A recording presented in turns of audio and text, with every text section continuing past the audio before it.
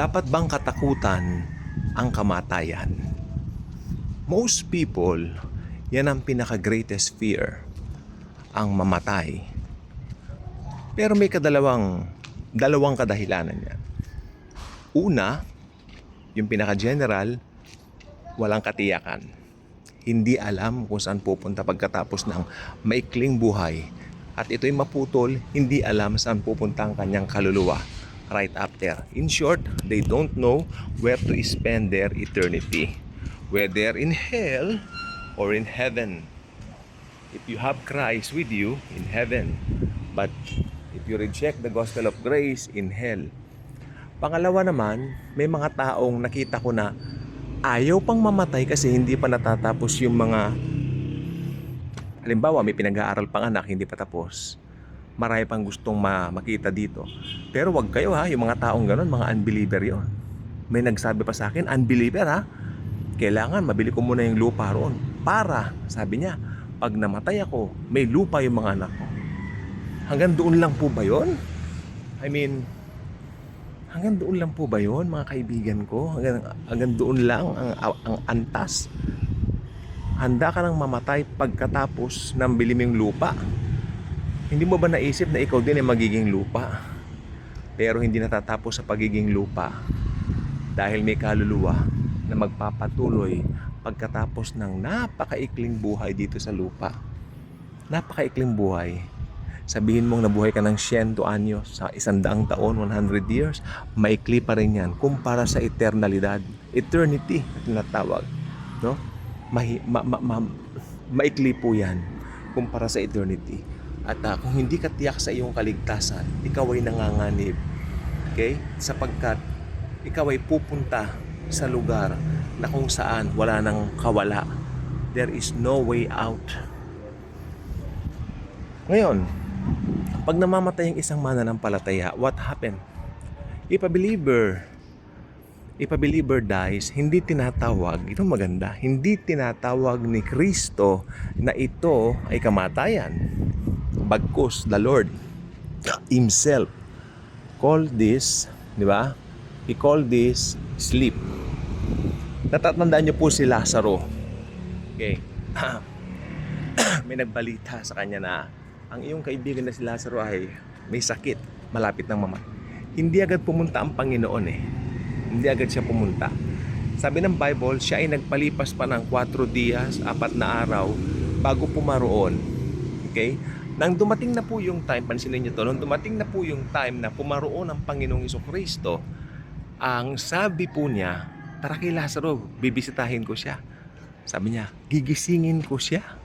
Ang sabi ng mga disciples niya, aba, Panginoon, kung gigisingin mo siya, gagaling na siya. Tara na, punta na tayo kay mga disciples niya. At hindi nila naintindihan si Jesus.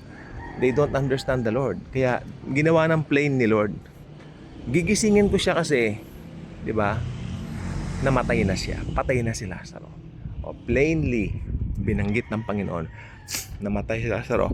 Pero ang puso po dito, pag nasa Panginoon ka, hindi kailanman tatawagin ng Bible na ikaw ay namatay. Bagkus tatawagin na ikaw ay natutulog. Siguro lahat naman tayo may eksperyensya sa pagtulog. At ang pagtulog ay napakasarap. Dumarating po ba sa point ng buhay niyo na kapag kayo ay pagod na pagod sa labas, marami kayong ginawa, nagmamadali kayong umuwi, gusto niyo agad makatulog, di ba? At minsan nga, pagpunta agad sa kama, knockdown na tapos tuloy-tuloy na paggising mo, alas 7 na ng umaga. Nangyayari po yan sa akin. Minsan, namasyal kami pagod na pagod ako, knockdown ako.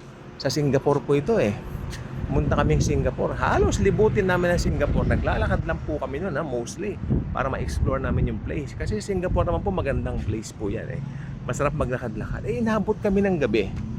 Kaya pagdating namin ng gabi, alas 10 na po, mag-aalas 10 na. Ewan ko nakapagsipilyo pa ako noon, hindi yata. Basta knockdown ako doon kami natutulog kasi sa sala. Doon sa sopa, doon.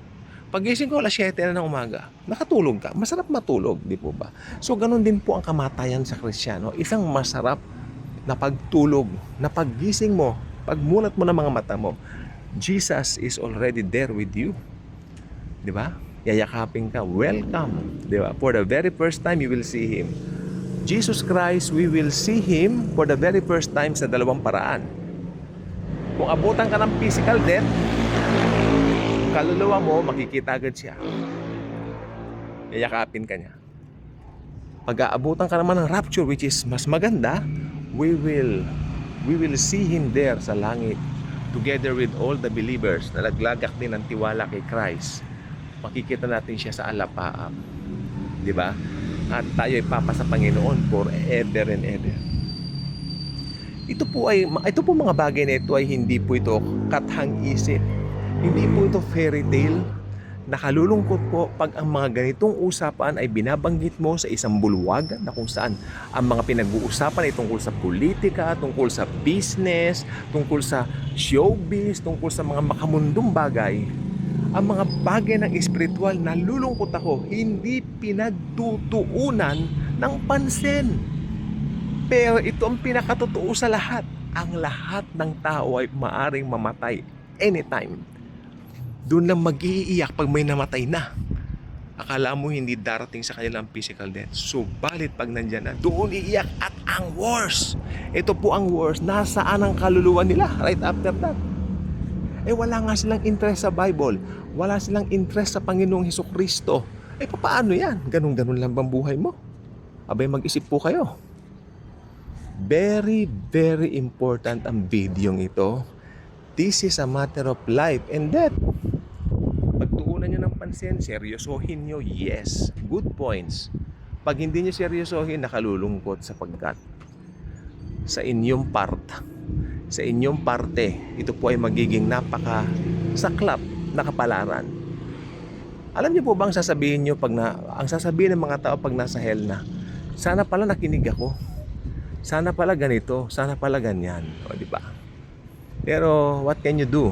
Huli na ang lahat. Dahil napabayaan mo yung dapat sana ay pinakinggan mo.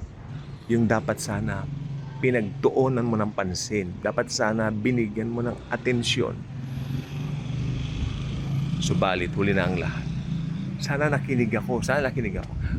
Tandaan nyo pag namamatay ang isang unbeliever, pumupunta muna sa isang temporary detention na kung tawagin ng Biblia ay Hades. 3 uri ang impyerno. Meron tayong Hades, meron tayong Tartarus, at meron tayong Gehenna. Impyerno yung 3 yan, pero ang pinaka-worst dyan ay yung mangyayari pa lang pagkatapos ng araw ng paghukom. May nakalagay po sa Bible at iniluwa ng dagat ang kanyang mga patay. Nasa aklat yan ng Apokalipsis. Iniluwa ng dagat ang kanyang mga patay. Kita mong gamitin ng word doon, mga patay. Iniluwa ng dagat ang kanyang mga patay. At hindi sinabi doon, at iniluwa ng dagat ang mga natutulog, no? Ang mga patay. Pag unbeliever kang namatay, double dead ka. Patay kang bata ka. Pas lalagay doon sa lapida, rest in peace, no? Trouble in hell. Dapat doon, T-I-H. Trouble in hell. If you know that's an unbeliever, trouble in hell. Come on, let's be bold sa pagpe-preach ng good news. Let's be bold sa pagpe-preach ng Bible.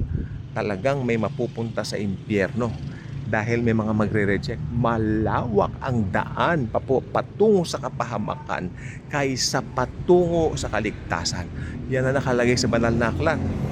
At marami ang pipili, sabi ng Biblia, doon sa daan na maluwang.